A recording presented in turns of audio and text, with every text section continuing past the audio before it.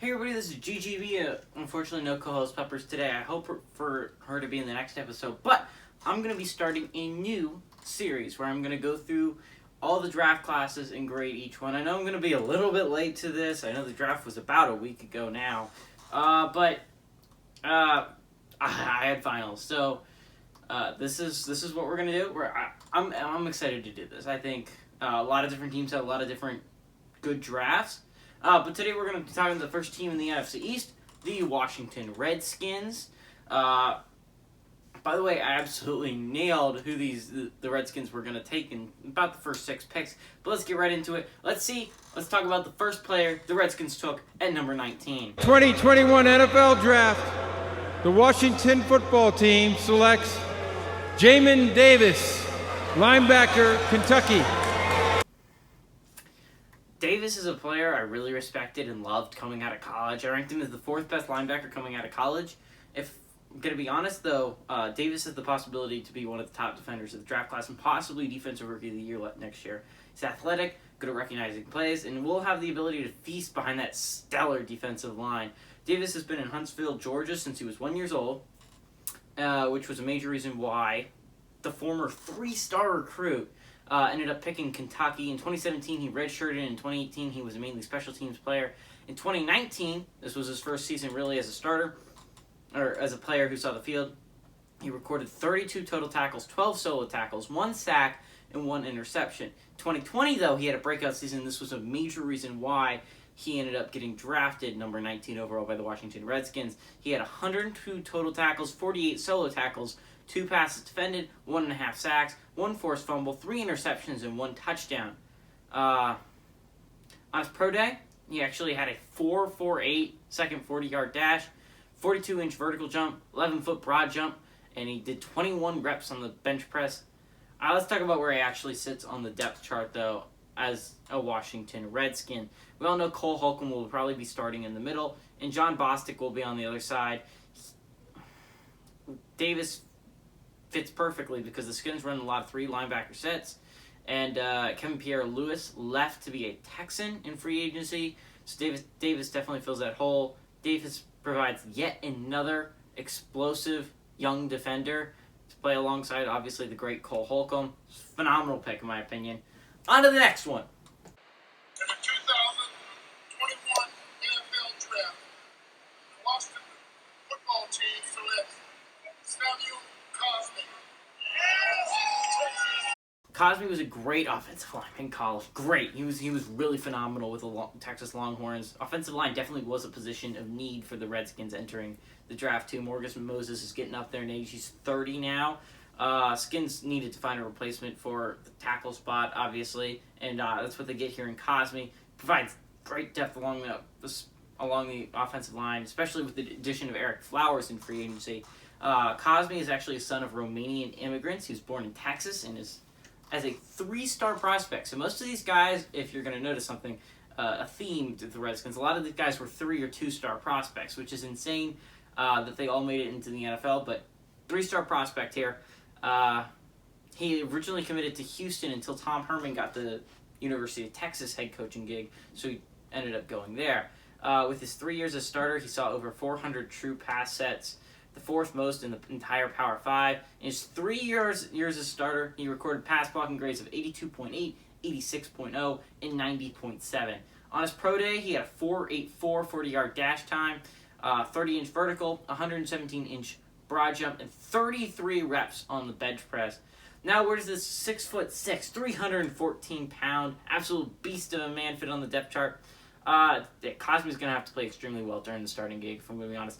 Morgan Moses, Garon Christian Jr., Cornelius Lucas, Sadiq Carls Jr., and Cosmo will all be fighting for the starting gig, not to mention that there is a possibility that Charles Leno Jr. is added to that roster as well. Going to be even more competition.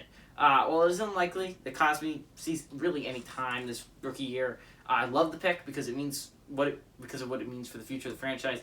On to the Redskins' 3rd pick. With the 74th pick in the 2021 NFL Draft, the Washington Football Club selects Benjamin St-Juste, defensive back, Minnesota. I've got to say, St. Juste was probably one of the more confusing picks to me. Most Redskins fans agree with me. After the selection, didn't quite know his name, so after I finished the live stream, I went and I watched some film of him. And I have to say, wasn't really stunned. He's in a great cover corner, but he was a pretty solid tackler. He's good tackling technique, so he might be able to move to safety. I personally don't agree with the selection, but Rivera has earned the benefit of the doubt. So St. Just lived in Canada for the majority of life before moving to Michigan for college. His freshman year, he didn't get much playing time, only racked up 3 solo tackles. In 2018, he redshirted at Michigan before transferring to Minnesota. In 2019, he had a breakout season with 45 total tackles, 36 solo tackles, and 9 pass deflections. 2020, he took a step down during the shortened season with only 14 total tackles, 11 solo tackles, and 3 pass deflections. In his career, he never even logged a single interception. At his pro day, St. Just had a reasonable 4.51 second 40-yard dash, 34.5-inch vertical jump, and a 9-foot 11-inch broad jump. So the real question is whether St. Just will be a safety or a corner. If Rivera decides to keep St. Just at corner, he will definitely sit behind Kendall Fuller and William Jackson III, who are easily the top 2 corners next year for the Washington Redskins. He will fight for the 3rd corner spot with Jimmy Moreland. So definitely if he stays at corner, he will have a spot on the roster this year, and he will definitely provide some decent depth there. Now, if he's moved to safety, it gets a little bit more complicated. Curl, he's definitely going to have one of the safety spots. Now, it is likely Collins doesn't move to linebacker, Landon Collins, that is. So we're going to put Collins in the other spot there. Here's where it gets super interesting. Bobby McCain, safety for the Miami Dolphins, that was really good there, might be coming to Washington. And if that happens, he has the 3rd safety spot. Regardless, he is a star, and he's a stud, and I really like that guy. I'd love him to come to Washington. So normally teams only have 4 or 5 safeties. So St. Just would be fighting for a roster spot with the likes of DeShaver Everett, Jeremy Reeves, and fellow rookie Derek Forrest. Only 2 of those guys would end up getting the roster spot. I gotta think that that St. Just will stay at corner, though. If this is the case, there were better corners on the board. I question this pick a lot, but on to the next pick. With the 82nd pick in the 2021 NFL Draft, the Washington football team selects Dyami Brown, wide receiver, North Carolina. As much as I dislike that last pick, I love this pick so much. Dyami Brown was an awesome choice at receiver. He's an explosive talent that adds to this really young receiving core that's building up in Washington. Him and Fitzpatrick are going to have a lot of fun next year. Coming out of high school, he was rated a 4-star prospect. The highest star, by the way, that the Washington Redskins drafted. And he committed to UNC. In his freshman year, he got 17 passes for 173 yards and a touchdown. Not bad for a freshman year. In 2019, he got 51 passes for 1,034 yards and 12 touchdowns. In 2020, he has best season with 55 receptions for 1,099 yards and 8 touchdowns.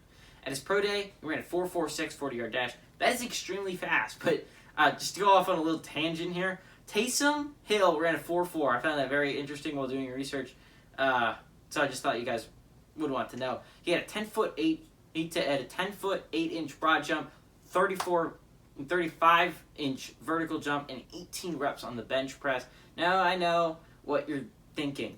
Where will he fit on the depth chart? Now, it seems unlikely he will earn a starting gig out of the gate. Terry McLaurin, Scary Terry, has the one spot locked down, and barring something utterly catastrophic, Curtis Samuel will be the number 2 receiver. Brown is also not built as a slot receiver. Humphreys will likely be in that role. So the real battle to watch if you're a fan of Dyami is for the 4th spot. Kelvin Harmon is coming off a torn ACL injury, but he's very productive his rookie year. Also, Antonio Gandy-Golden will be involved in that competition. The Sims twins are likely out of Washington, but it's going to be a lot of fun watching Dyami Brown, AGG, and Kelvin Harmon all fighting for that 4 spot. It's going to be a lot of fun. You should watch that competition. On to the next pick. With the 124th pick in the 2021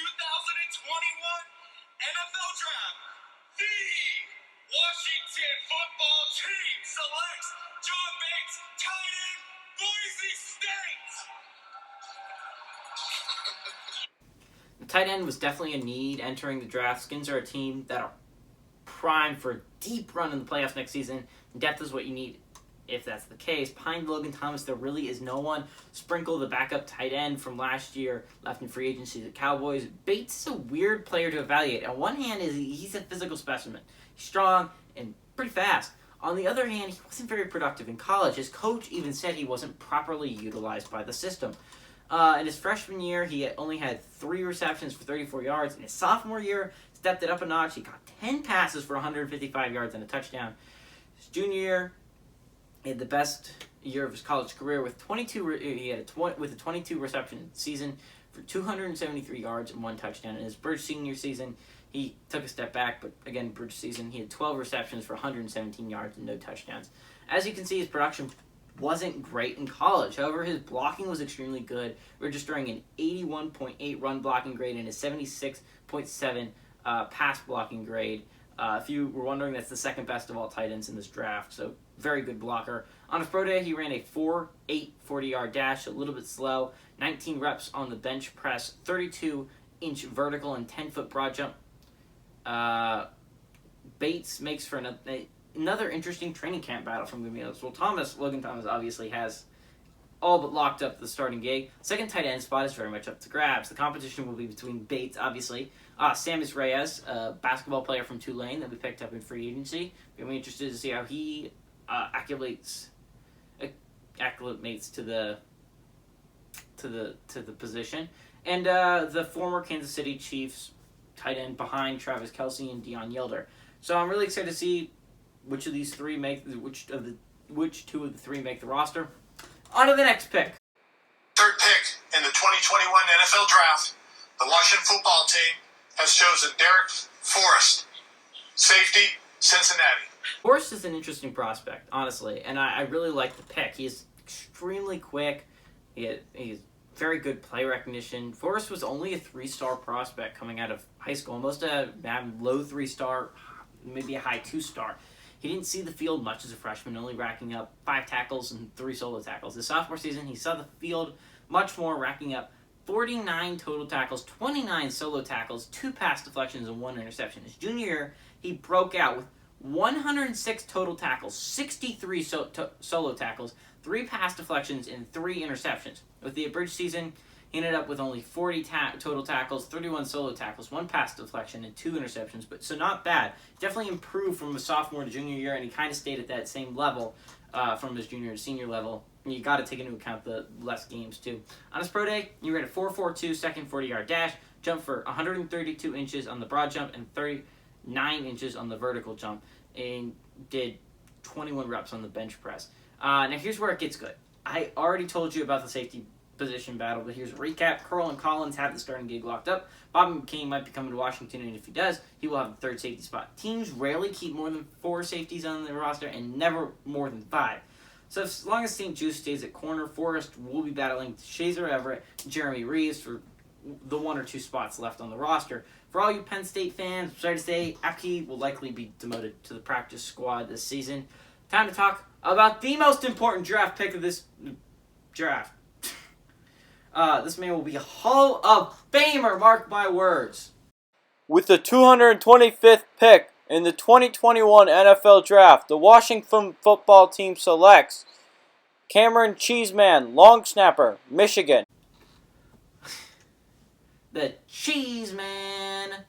Long snapper was actually a position of need for the Redskins, with Chase Roulier being let go this offseason. Believe it or not, 225 was not high for the long snapping position. Panthers selected their guy at number 222. And it's hard to find stats on long snapping stats, but from what I've seen, doesn't put many snaps high or look too short. Seems pretty solid at long snapping. He's a former 3-star prospect. And his pro day, he ran 5.03 second 40-yard dash, jumped for 9 feet 2 inches on the broad jump and 33 inches on the vertical jump, and did 17 reps on the bench press. Where the Cheese Man fits on the Redskins roster is pretty obvious, since the Skins didn't bring in a free agent long snapper or an undrafted player. The Cheese Man will be automatically the starter of the season. Weirdly enough, he will probably see the field the second most of all the rookies. On to the 7th rounders. So William Bradley King does get that, goes 240 overall. and he is now a member of the Washington football team. Skins drafted 2 edge rushers in the 7th round, and Bradley King was the first of those 2 edge rushers. So let's get to know the edge rusher from Baylor a little bit more. Bradley King was ranked as a 2-star edge rusher at best coming out of high school. Some boards didn't even have him ranked. He got an offer from Arkansas State, and he immediately accepted. His freshman year, he wasn't involved very much in the defense. He had only 6 total tackles, only 1 solo tackle, 1 pass deflection, and 1 sack. Sophomore year, he bumped up his production with the Red Wolves. He got 33 total tackles, 12 solo tackles, 1 pass deflection, 6 sacks, and 2 forced fumbles. He had his best season his junior year. He racked up 49 total tackles, 31 solo tackles, 8.5 sacks, and 3 forced fumbles.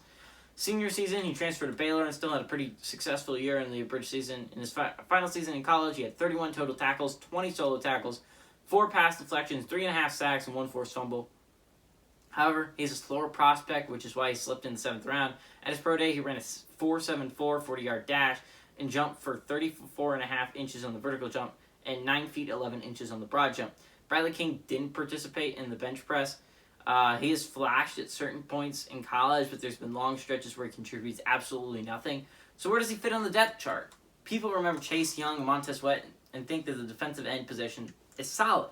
But outside of those 2, there really is no one. Deron Payne, Jonathan Allen, and Tim Settle all exclusively play the defensive tackle spot. Matthew Ioannidis can flex out to the defensive end, but prefers to play on the inside. If Ioannidis stays there, Bradley King has a real chance of making this roster. You only have to compete against the likes of Casey Toohill, James Smith-Williams, Daniel Wise, and fellow rookie Shaki Toney. On to the next pick, Shaka Toney.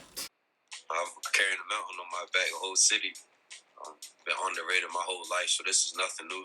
I've always had that back against the wall mentality, so I'm going to go in there, I'm going to work, and make sure the team knows that they made the right decision picking me. Simply put, Toney might be the steal of the draft. He was very successful at Penn State University, and even flashed against top-tier competition like Ohio State and Wisconsin.